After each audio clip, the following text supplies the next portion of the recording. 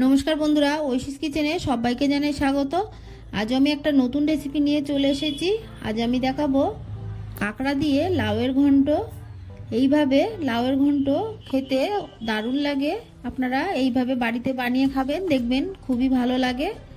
প্রথমে আমি গ্যাসে একটা বাটি বসিয়ে দিয়ে জল দিয়েছি, হলুদ দিয়েছি, এবার দিয়ে দিলাম লবণ।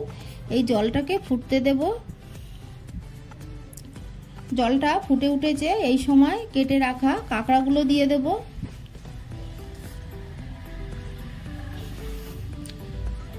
কাঁকড়াটাকে দিয়ে ভালো করে নেড়ে কাঁকড়াটাকে সিদ্ধ করে নেব। কাঁকড়া এইভাবে সিদ্ধ করে নিয়ে খেলে কাঁকড়াটা ভেতরটা ভালোভাবে সেদ্ধ হয়। মা ঠাকুমারা এইভাবেই কিন্তু আগে কাঁকড়া রান্না করতো। এইভাবে ভালো করে নেড়ে কাঁকড়াটাকে সিদ্ধ করে নেব।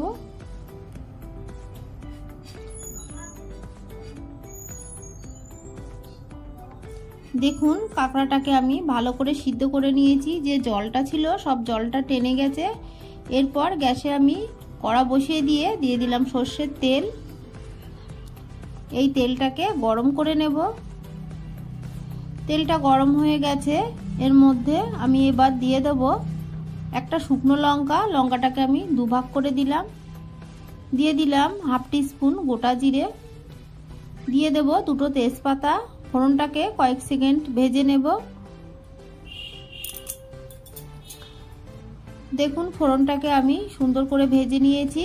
এরপর আমি যে সিদ্ধ করে রেখেছিলাম কাঁকড়া, সেগুলোকে দিয়ে দেব। দিয়ে কয়েক মিনিট কাঁকড়াটাকে নেড়ে ভেজে নেব।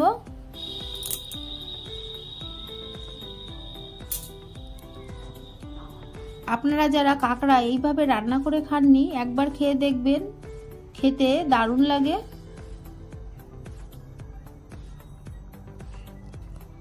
কাঁকড়াটাকে আমি কিছুক্ষণ নেড়ে নিয়ে এর মধ্যে 1 টিস্পুন আদা বাটা দিলাম। দিয়ে আরো একটু নেড়ে নেব।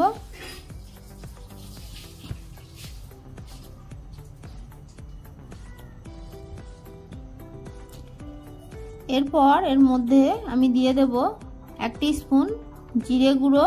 এই সময় গ্যাসের ফ্লেমটা লো করে রেখেছি। দিয়ে দেব অল্প জল।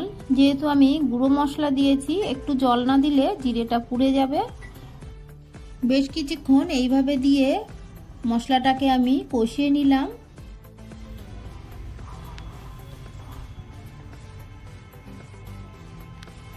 খুব ভালো করে আমি কষিয়ে নিয়ে এরপর এর মধ্যে কেটে রাখা লাউ দিয়ে দেব। লাউগুলোকে আমি সরু সরু করে কেটে নিয়েছি। আপনারা আপনাদের পছন্দ মতো করে কেটে নেবেন। কিছুটা লাউ দিয়ে একটু নেড়ে দেব।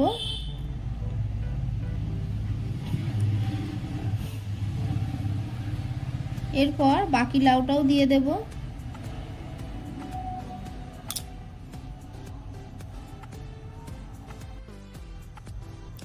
দিয়ে দিলাম লবণ। দিয়ে একটু নেড়ে নেব। এরপর ঢাকা দিয়ে কিছুক্ষণ আমি রেখে দেব। কিছুক্ষণ পর ঢাকাটা তুলে নেব। তুলে নিয়ে এর মধ্যে দিয়ে দেব চেরা কাঁচা লঙ্কা। ঝালটা আপনারা বুঝে দেবেন। আপনারা যতটা ঝাল খান সেই মতোই ঝালটা দেবেন। আরো একটু আমি নেড়ে দেব।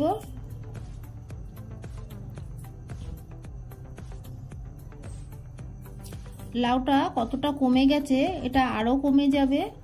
লাউ দিয়ে যে জল বেরোবে সেই জলেই লাউটা রান্না হয়ে যাবে। জল দেওয়ার প্রয়োজন হয় না লাউ রান্না করতে গেলে। ঢাকা দিয়ে আমি আরো কিছুক্ষণ এইভাবে রেখে দেব। কিছুক্ষণ পর ঢাকাটা তুলে নেব। নিয়ে আরো একটু নাড়ব। লাউটা যখন 80% সিদ্ধ হয়ে যাবে, সেই সময়ের মধ্যে আমি দিয়ে দেব হলুদ গুঁড়ো। হলুদটা আগে দিলে লাউটা সিদ্ধ হতে একটু দেরি হয়, হলুদটা পরে দিলে লাউটা তাড়াতাড়ি সিদ্ধ হয়ে যায়। বেশ কিছুক্ষণ আমি এইভাবে নেড়ে নেব। এরপর ঢাকা দিয়ে দিয়ে আমি লাউটাকে রান্না করে নেব। লাউ দিয়ে যে জল বেরিয়েছে সেই জলটাকে শুকিয়ে নেব। দেখুন জলটাকে আমি শুকিয়ে নিয়েছি। লাউ রান্না আমার হয়ে গেছে। সবশেষে আমি এর মধ্যে দিয়ে দিলাম স্বাদ অনুযায়ী চিনি। চিনিটা আপনারা বুঝে দেবেন, যতটা মিষ্টি খান সেই মতোই দেবেন। চিনিটাকে দিয়ে আরও একটু নেড়ে লাউটাকে রান্না করে নেব।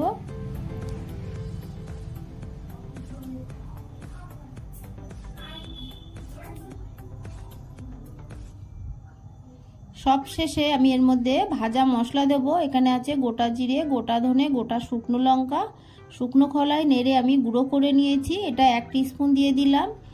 এই মশলাটা দিলে লাউয়ের স্বাদ দ্বিগুণ বেড়ে যায়।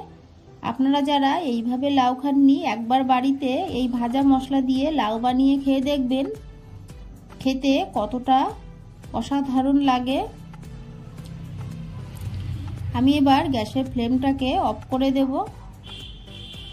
আমার এই রেসিপিটি আপনাদের ভালো লাগলে প্লিজ আমার চ্যানেলটিকে সাবস্ক্রাইব করে পাশে থাকা বেল আইকনটি ক্লিক করে দেবেন, তাহলে আমার নতুন নতুন ভিডিও নোটিফিকেশান আপনাদের কাছে পৌঁছে যাবে। রেসিপিটি ভালো লাগলে একটা লাইক করতে ভুলবেন না। রেসিপিটি কেমন লাগলো আমাকে কমেন্ট করে জানাবেন। ভালো থাকবেন, সুস্থ থাকবেন। আবার দেখা হবে পরের ভিডিওয়ে। পুরো ভিডিওটা দেখার জন্য সবাইকে জানাই অসংখ্য ধন্যবাদ।